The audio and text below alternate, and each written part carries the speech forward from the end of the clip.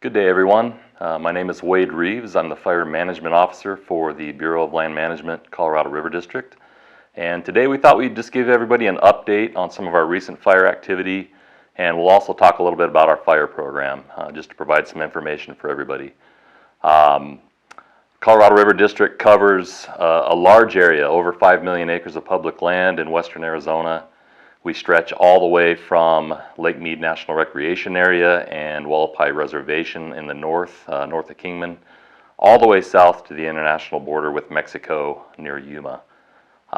We do that with a pretty small fire staff. We have 5 total Type 6 wildland fire engines on district. 3 of those are stationed in Kingman, and 2 of those are in Yuma. We try to provide 4 to 5 firefighters on each one of those engines regularly. From July 13th through the 18th, we had a lot of heavy lightning in Mojave County, and with that we had a total of 11 wildland fires ignited. Several of those were in the Wallapai Mountain area, and when we get that kind of fire activity, we often have to prioritize what is going to be our priority fire, what are we going to address immediately, and what can we hold off on until we get the other fires taken care of. And that's what happened last week when we had that number of fires start at one time. At the same time, we were supporting a couple of other fires with Arizona Department of Forestry and Fire Management in the Mojave County area, so we were pretty well stretched. With that, number one priority for us at all times is public safety, protection of life and property. So number one, obviously we're going to address those fires that are close to town, close to a residential area, threatening any sort of structures or anything like that. So that's what we did. We were able to handle 9 of the 11 fires fairly quickly, and we got containment on those. We did have 2 other fire starts that were more remote in the southern end of the Wallapai Mountains, so we didn't get people on those initially, and in a little bit we'll have Brady Schultz and Rob Roy Williams will talk a little bit about the management of those fires and current status on those. And just a couple other things I think I'd like to mention. You know, there's always a risk factor involved with fighting fire, and when it comes to lightning fires, a lot of times those fires are in very remote terrain. They're hard to get to. We have to depend on some aircraft, whether it be helicopters or retardant drops, to kind of help us buy time to get firefighters on the ground to fight those fires. And there are those times where we have fires that are just so remote and so rugged, it's just not safe to put firefighters on the ground. And that's when we have to look at other opportunities to contain those fires without putting firefighters on the ground. So all of those things come into play when we're making decisions on what to do with new wildfire starts. With that, we also have a lot of areas that actually can benefit from wildfire, especially a naturally ignited fire. The 2 fires these guys will be talking about shortly, burning in Ponderosa Pine and Chaparral, and both of those ecosystems are adapted to natural fire. Fire can actually do a good job of helping clean the forest floor and rejuvenate it and promote some new healthy growth in the forest. So not always a bad thing to have a fire on the mountain. It's just a matter of managing them and making sure they don't impact anyone negatively. Just a couple other things to note. We do provide suppression for a few different entities in western Arizona. We cover Wallapai Mountain Park. We also have agreements with tribal entities along the Colorado River, Bureau of Reclamation, and Department of Defense. So we cover a lot of ground, and greatly appreciate the partnerships we have with those folks. All right, good afternoon. I'm Brady Schultz. I'm the incident commander on the Pine Peak Fire. Fire was discovered on 7/16 around 9 o'clock on the west side of Pine Peak. We did a recon with one of our helicopters, and he called it in at a half acre at the time. In very remote and steep terrain. So what we decided to do is we had to hold a heli-spot, basically a landing spot where we can get a helicopter in. We decided to fly in 8 folks to improve that, get that improved.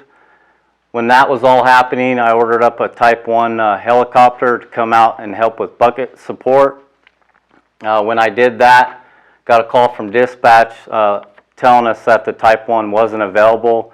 It was going to the Big Sandy fire for higher priority and structures threatened. So at that point, we decided to make this fire a confined and contained fire.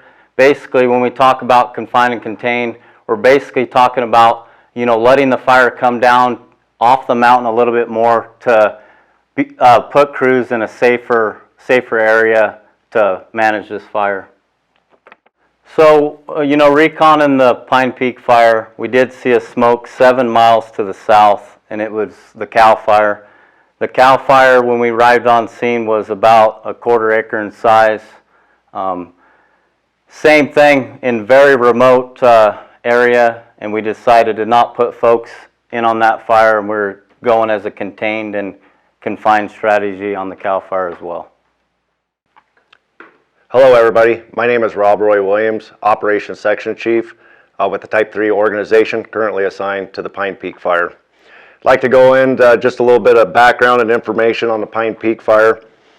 So the Pine Peak Fire was a lightning started fire that started back on July 16th, right up here on the top of the Pine Peak mountain here.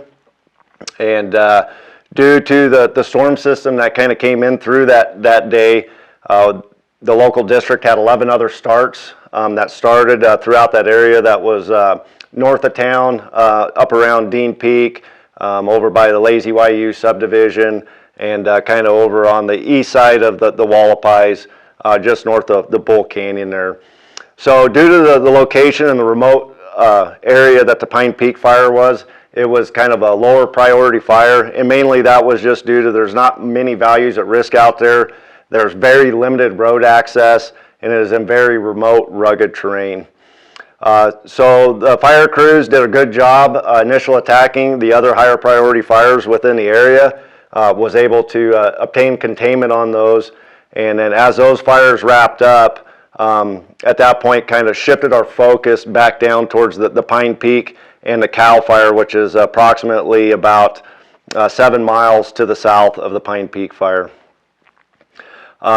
Once we were able to kind of get crews out, take a look at the fire, the fire, with it being in the remote, rugged terrain that it is, we got into some real kind of technical country, and it really became not an option for us to be able to put fire crews up on the top of the mountain to be able to go direct to contain the fire. So with that is what we deemed necessary to do is do a confined contain strategy on it. And what that means is the use of tactical actions to manage a fire within a predetermined area defined by geographical features. And so kind of the confined area which we'll be keeping the Pine Peak Fire in is we've got some prominent ridge lines that run north from Bull Canyon down the east side of the fire, down to the south using the mountain range tops with the ridge tops that go south along Birch Peak, over to the west side with the main primary ridge line of the Wallapai Mountains that run north to south up here to the Boreana Mine Road that ties into the Flag Mine area, and then along the north that comes across through east to west, just right above the Hibernia drainage there.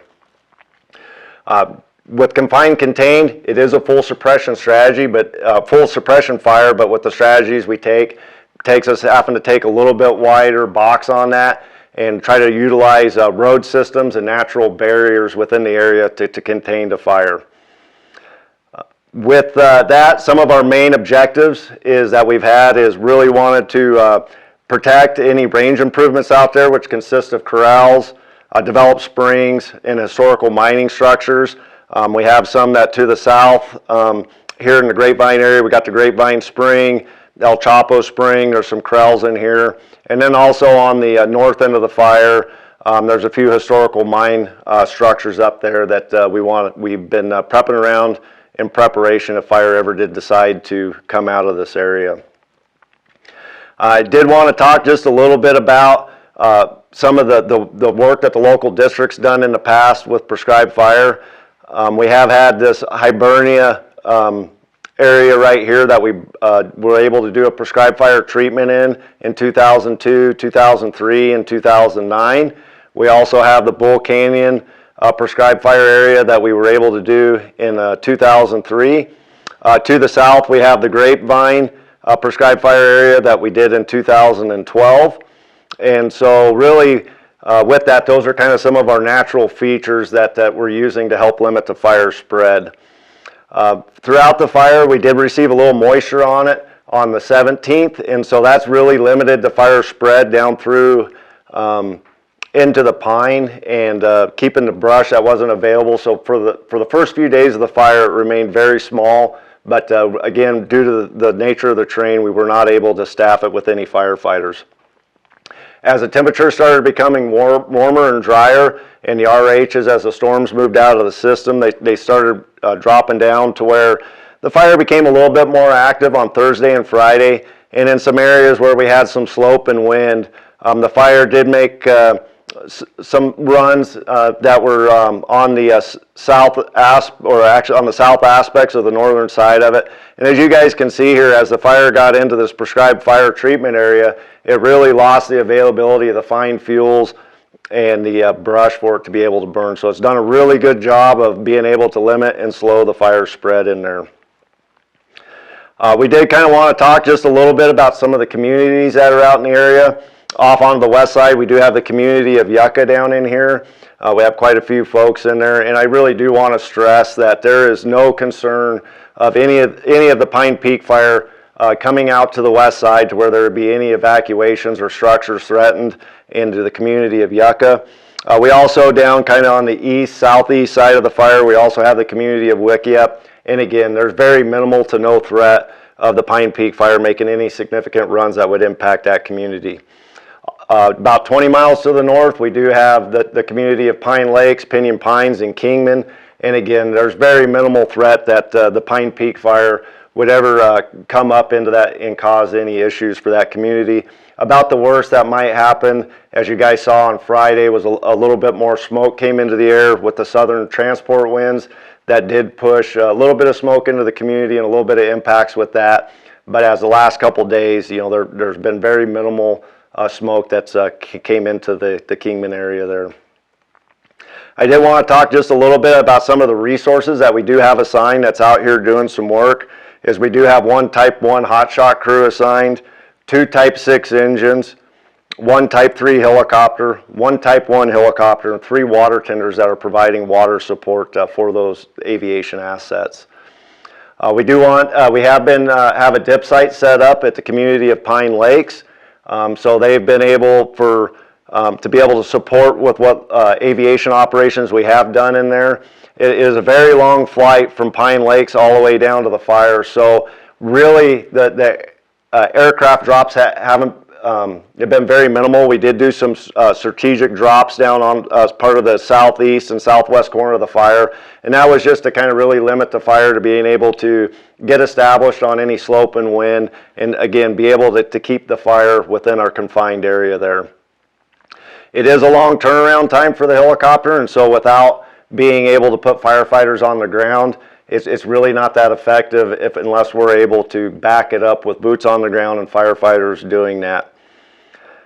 So want to talk just a little bit about some of the management action points we do have on the fire. Is we do have a management action point that kind of runs right into this area right here. And what that deems to us is if this fire, worst case scenario, were ever to try to come around this RX burn we did that might want to make a northwest push up towards the Boreana Mine Road. At that point, we would be utilizing what aircraft we needed to slow the fire spread as we came in with some mechanized equipment to come in and do some vegetation removal along the Boreana Mine Road north up towards the Flag Mine Road. Did want to talk just a little bit about some of the benefits that we are seeing on the fire, is because again, not all fire is bad, and we've been seeing a very nice understory burn through the pine, which is going to help make that a fire adapted ecosystem. So if there ever is another fire again in the future, the those pine stringers up there will be protected, so they'll be around for future generations. We have been seeing just a very small ground fire, nothing that's been very sustained runs, and really very minimal torching or any mortality out of those pines. I did also want to touch on some of the cooperator support that we've had throughout this incident. We've had the Pine Lake Fire Department.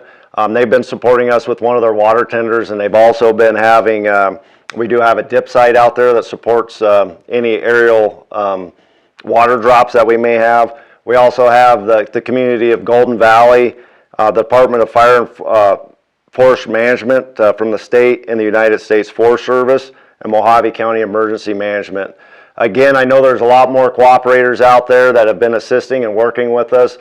Too many to name them all, but again, we really appreciate all the help and support we've been getting throughout this incident.